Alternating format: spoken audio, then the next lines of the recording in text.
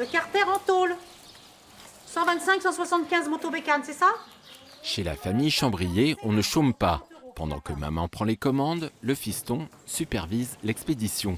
Chaque jour, des centaines de colis partent de l'entrepôt. Destination la France, mais aussi l'Europe, les États-Unis ou le Japon. Ce business a explosé avec l'avènement d'Internet. Nous, on en vit parce qu'on travaille tous les jours pour ça et maintenant on est une vraie entreprise, c'est notre boulot, quoi. Mais après, on ne peut pas venir sur le marché de la moto juste avec quelques pièces, quoi. C'est vraiment un gros business, mais il faut être dedans.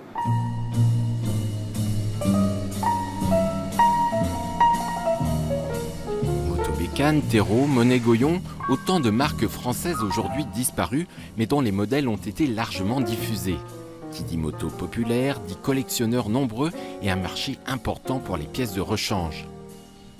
Il y a 30 ans, Jean-Luc Chambrier est l'un des premiers en France à faire ce constat. Il décide alors d'allier passion et activité professionnelle. Au début, je ne me suis pas rendu compte du marché. Je me suis rendu compte que j'avais besoin pour mes motos à moi pour rouler. Donc j'ai commencé à fabriquer des pots d'échappement. J'ai fabriqué surtout des guidons, tout ce que j'avais besoin moi. Et après, j'ai vu que ça servait pour les autres, et j'ai continué le moi. J'ai continué dans ce domaine-là. Ici, on ne fait pas que vendre, on fabrique. Un savoir-faire qui fait de cette entreprise l'une des rares en France à proposer autant de pièces neuves. Cache-ressort, carter, ligne d'échappement, des pièces fabriquées à la demande.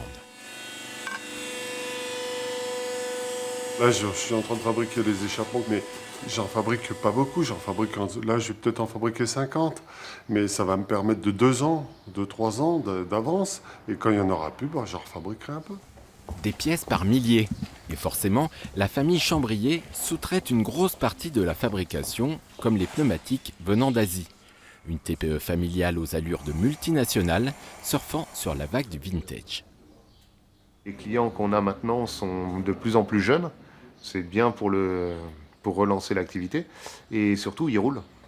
Ils profitent de leur moto parce que maintenant, ils peuvent trouver des pièces à des prix relativement abordables. Et beaucoup de pièces, quoi. Pièces neuves ou pièces d'occasion, une vraie caverne d'Alibaba pour les passionnés. Marc est un habitué des lieux. Aujourd'hui, il cherche des pièces pour une moto de marque Ratier de 1961 en cours de restauration. Il me fallait une pédale de frein, des cale-pieds éventuellement. Pédale de frein, je vais en avoir une qui est par là. Une centaine d'euros pour le panier du jour, cette passion de la moto ancienne a un coût. Mais pour Marc, ce n'est pas forcément à fond perdu. On a une machine qui roule, qui est en état et qui quand même a une petite valeur collection, quoi. Et puis on préserve aussi le patrimoine roulant. C'est une satisfaction personnelle de savoir, en ce qui me concerne, que je maintiens en état du matériel fabriqué en France à une époque où on savait encore faire des motos dans notre pays. Si la mode est aux motos japonaises ou anglaises des années 70, les anciennes françaises n'ont pas à rougir. Jugez plutôt, pour 2017, la TPE familiale affiche une croissance insolente de 20% pour un chiffre d'affaires de plus de 700 000 euros.